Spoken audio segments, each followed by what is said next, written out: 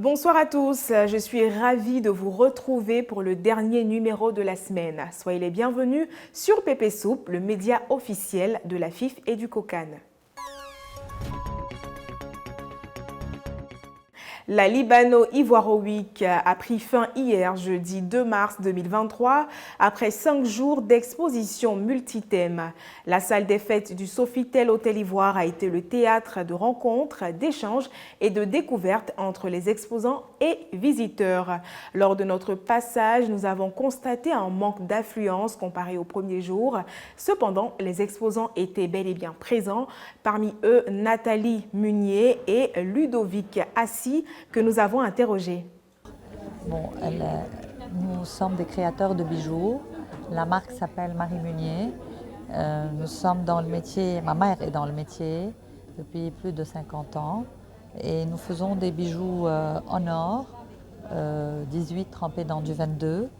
Et nous avons des modèles exclusifs qui correspondent à tous les goûts, à tous les goûts des dames.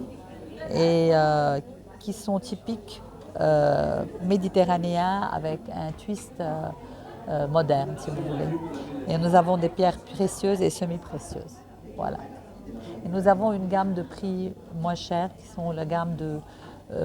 c'est des bijoux en vermeil, c'est-à-dire de l'argent trempé dans de l'or avec des pierres semi-précieuses. Malheureusement, on n'a pas eu beaucoup de visiteurs. Je ne sais pas si la publicité a été bien faite. Mais bon, on espérait voir plus d'Ivoiriens pour justement qu'il y ait cette rencontre de culture, en espérant que ce sera pour une autre fois. Je suis Ludovic Assis de la boutique Yal, une structure ivoirienne qui commercialise et distribue le beurre du chocolat. Donc nous sommes présents aujourd'hui depuis le début du lancement de l'exposition, du week-end de la semaine libano-ivoirienne, pour présenter les produits ivoiriens, ce que les producteurs ivoiriens peuvent faire, ainsi que les Libanais dans certains domaines d'activité. Donc aujourd'hui nous allons vous proposer quelques variétés de chocolat que nous faisons. Donc comme vous pouvez le voir, nous avons toute une variété de chocolat, en passant du chocolat noir, chocolat blanc caramélisé, chocolat au lait et noir. En termes de ces quelques jours, malheureusement, il n'y a pas eu une grande affluence, mais je pense que ça s'est très bien joué quand même sur les différents jours qui sont suivis. Beaucoup de contacts ont été pris, avec une grande visibilité. Mais aussi beaucoup de personnes ont apprécié le chocolat. Et le chocolat qui a le plus été apprécié, c'est le chocolat avec du café, donc on appelle le cappuccino. Le chocolat blanc, le classique malheureusement, et aussi la peau de cacao.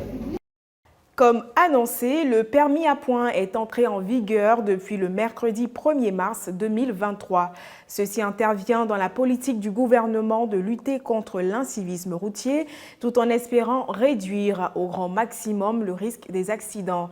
L'année 2022 a enregistré 17 150 accidents au premier semestre, ce qui est plus élevé que l'année précédente.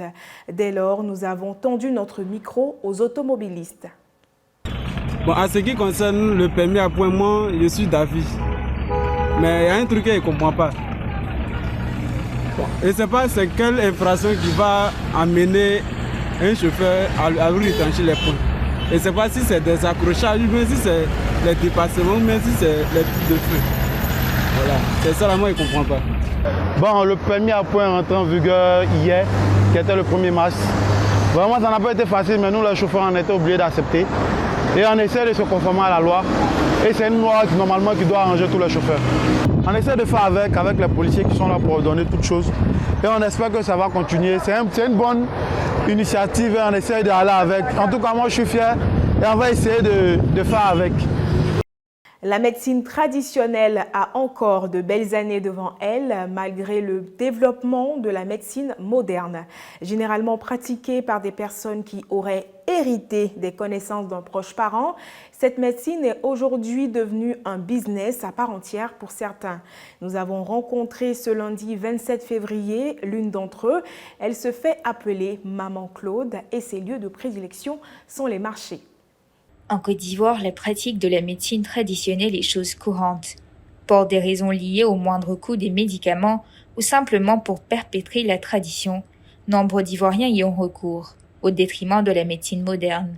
Ce lundi 27 février, nous faisons la rencontre de Maman Claude, une guérisseuse pour qui cette médecine n'a plus de secret. Si les bébés, les femmes là, ils vont à l'hôpital avec leurs enfants, ou bien les femmes, et l'accouchement est compliqué, ils viennent à la maison avec les enfants et je les aide pour les faire accoucher.